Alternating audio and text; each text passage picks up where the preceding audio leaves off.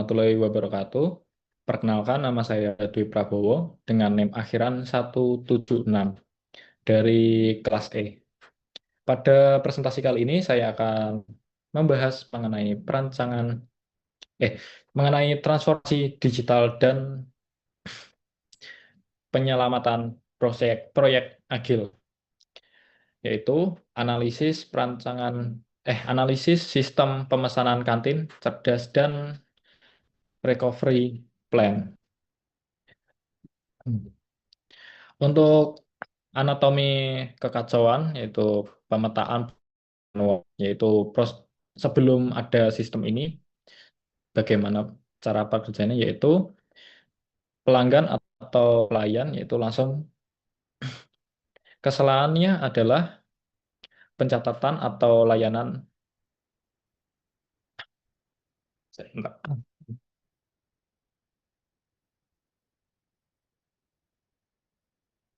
Assalamualaikum warahmatullahi wabarakatuh. Perkenalkan, nama saya Indra Dwi Prabowo dengan NIM akhiran 176. Kali ini saya akan mempresentasikan masih digital dan penyelamatan proyek EGLI, itu analisis sistem pemesanan kanting cerdas dan recovery. Pada slide ini yaitu anatomi kekacauan atau pemetaan proses secara manual, yaitu pelanggan atau pelayan itu langsung mengkomenkan yaitu kesalahan pencatatan atau lupa pemesanan. Kemudian lanjut ke antrean, yaitu proses manual, membuat antrean panjang dan pelayanan lambat. Kemudian di dapur, yaitu tidak ada sistem pemantauan ketersediaan bahan makanan. Kemudian di kasir, perhitungan manual rawan salah hitung. Kemudian pemilik, yaitu tidak ada pencatatan data transaksi permanen untuk laporannya. Kemudian di visi digital, yaitu sistem web terintegrasi, yaitu satu, pelanggan bisa melihat menu digital dan pilihan terpusat. Kemudian yang kedua, pelayan bisa menginputkan pesanan digital langsung dari meja pelanggan. Yang ketiga, dapur mendapatkan notifikasi pesan real time dan manajemen stok. Yang keempat, yaitu kasir dan pemiliknya bisa mengkalkulasi otomatis dan dashboard laporan. Mengapa rekayasa perangkat lunak ini penting? Karena mengabaikan kondisi dalam kasus yaitu langsung coding, yaitu mengabaikan kondisi, kemudian trial and error tinggi dan berpotensi bug secara operasional. Kemudian kode berantakan, sulit dipelihara, yaitu dev. Kemudian perbedaannya antara rekayasa perangkat lunak, yaitu kita menganalisis kebutuhan yang lebih mendalam untuk beberapa faktor. Kemudian perancangan awal meminimalkan kesalahan dalam pembuatan sistem, kemudian skalabilitas tinggi, dan didukung dokumentasi untuk pengembangan yang berkelanjutan. Untuk sistem arsitekturnya, yaitu di sini ada pelanggan, ini bisa lihat atau bisa memesan langsung dari dashboard, kemudian bisa mencatat pemesanan, langsung dikirim ke dapur. Nah, dari dapur ini nanti bisa mengembalikan ke pelayan apakah makanan ini tersedia atau enggak. Kemudian dari dapur ini masuk ke, yaitu bisa mengkalkulasi berapa harga dari kebutuhan tersebut. Kemudian nomor 5, simpan transaksi, itu langsung bisa dilihat oleh pemilik dan juga pemilik juga bisa lihat cek status pelanggan. Untuk scalability, yaitu UI-nya sederhana untuk berbagai tingkat literasi digital. Untuk performanya sendiri, respon cepat mencegah antrian baru, dan security-nya, keamanan data transaksi dan privasi terjaga. Kemudian prioritas prioritas eksekusi. Prioritasnya yang pertama yaitu input pesanan, yaitu menu digital berbasis pemilihan, terus dikirimkan ke dapur, kemudian langsung mendapatkan callback yaitu pembayaran otomatis langsung dari kasirnya. Kemudian status pesanan yaitu monitoring dashboard yaitu opsional tapi terus kemudian laporan penjualan yaitu evaluasi bisnis. Kemudian evaluasi prioritas yang terakhir yaitu manajemen stok dan notifikasi pelanggan. Kemudian krisis implementasi dampak coding tanpa arah, yaitu penyebab utamanya ya adalah kode ditulis serampangan tanpa memprioritaskan alur logika antar aktor, menciptakan bug yang saling tumpang tindih, kemudian dampak kerusakannya yaitu frustasi, operasional kantin lebih lambat dari cara yang manual, kemudian hilangnya kepercayaan. Untuk dampak ke timnya sendiri yaitu burnout karena terus memperbaiki error tanpa kemajuan fitur nyata. Untuk resiko fatalnya sendiri yaitu jika diteruskan, proyek ini terancam gagal, dana habis, dan sistem dibuang oleh klien.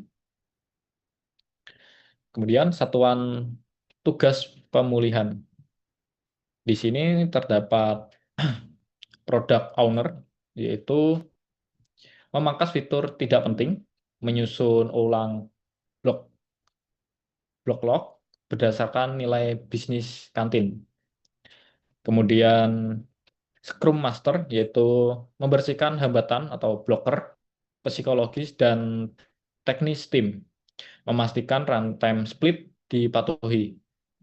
Kemudian development timnya yaitu fokus hanya pada tiket split yang disepakati, kemudian memperbaiki kualitas code dan menghasilkan fitur yang untuk triangle keberlangsungan proyek yaitu blok refinement refinement itu Springbok yaitu tanpa NV, NVP yaitu kasir langsung in ke aman ke log sistem yaitu hide, kemudian pelanggan melihat melihat menu digital dengan kemudian pelayanan input pesan dari meja yaitu hide, kemudian dapur tiket pemesanan digital kita setting ke kemudian kasir melihat total biaya otomatis setting ke SP kelima ini pelanggan dapat melihat status dimasak atau selesai. Kemudian yang icebox yaitu ditunda. Ini terdapat pemilik, dapur, pelanggan, dan kasir. Untuk di pemilik sendiri bisa mengunduh laporan bulanan Excel, ini di set medium, kemudian dapur, potong stok bahan otomatis, ini bisa di set low, kemudian pelanggan, menerima pesan notifikasi dari WhatsApp, ini bisa di set menjadi low, kemudian kasir sendiri bisa membatalkan pesanan setengah jalan, ini kita set low. Kemudian mesin pemulihan rencana 2 sprint. Untuk sprint yang pertama yaitu mengamankan titik masuk data tanpa miskomunikasi, yaitu menu digital dan input pesanan. Kemudian untuk UI-nya sendiri, UI pelayan terlalu rumit dan memperlambat input. Untuk goals yang kedua yaitu menghubungkan hulu pesanan dan ke hilir pembayaran. Untuk fiturnya sendiri, distribusi ke dapur dan kalkulator pembayaran kasir. Kemudian untuk resikonya sendiri, delay sinkronisasi data antar pelayanan dan dapur. Dan simulasi medan tempur yaitu daily scrum, yaitu sprint yang pertama. Untuk di hari pertama ini, sprint planning ini bisa selesai. Kemudian hari ini setup database dan desain UI menu. Untuk statusnya lancar, tidak ada kendala. Untuk hari kedua, menyelesaikan UI menu selesai dibuat. Untuk hari ini integrasi form input pesanan. Untuk hari yang kedua ini terdapat kendala yaitu tombol submit pemesanan gagal mengirimkan data ke state lokal. Untuk hari ketiga ini investigasi bug pada form input, kemudian finalisasi form dan mulai testing. Untuk hari ketiga ini terdapat keputusan tim yaitu pair programming antara front end dan back end selama 2 jam. Bug berhasil diselesaikan. Kemudian evaluasi taktis yaitu sprint review dan retrospektif. Ya, ini berhasil menambahkan alur input pesanan berjalan lancar, kemudian crash sistem berkurang 90%.